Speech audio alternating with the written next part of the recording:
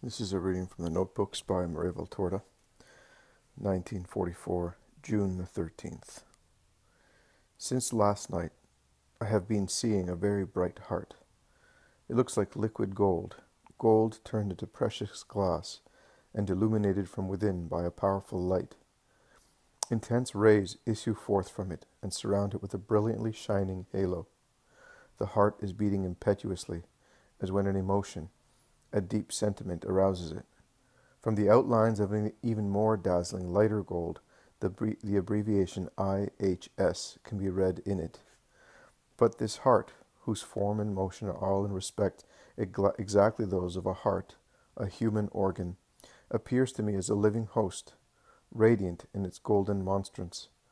For the flashing of the rays rounded off, I would almost say at its point, and most especially because in the place where the holy abbreviation is marked, a large host, extremely luminous, alive in the luminous flesh of the divine heart, almost seems to be the soul of that blessed heart.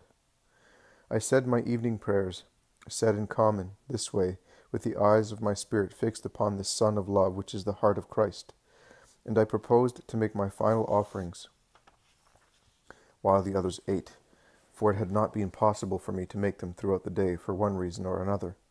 But as soon as I was alone, as I put away the books I had on my bed and my work, in order to devote myself to what I intended to do, I suddenly got a heart attack that was so intense that I thought I was leaving for the other world, and I could no longer do anything else.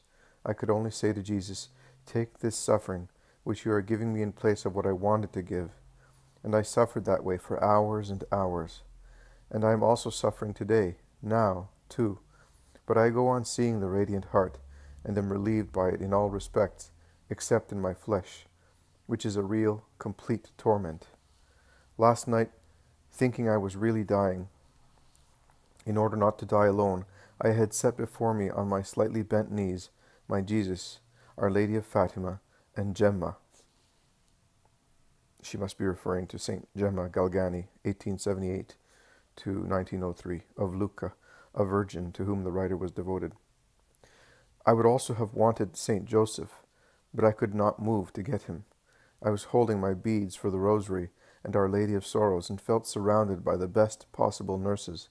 I was looking very steadily at Jesus, Mary, and Gemma, when I felt the vice getting more intense, and my heart slowing its beats down to the point of stopping for some seconds, and I thought, I am going now. I looked at them even more and called them, not to be preserved from death, but to die in an act of love, so that my last word and my last glance would be for them. All the saints were in Gemma, between Jesus and Mary. I was also placing Saint Joseph, and I was all set. Then Jesus said, "Your spirit has seen rightly. My heart is a living Eucharist. Where does love start from? From the heart.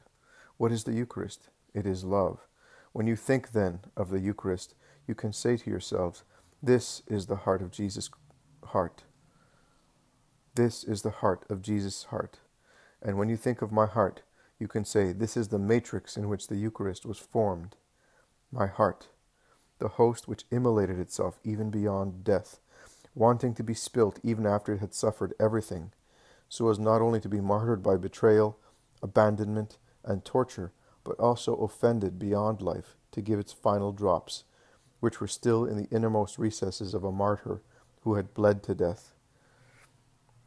See John chapter 19, verses 33 to 34. The host that was a host when it was still only thought, and that made itself a thing so as to be a host. I shall not say more to you, because you cannot write any more. Love my heart with your heart, until its final beat. Amidst the tortures of its illness, let your loving heart love me, God's heart.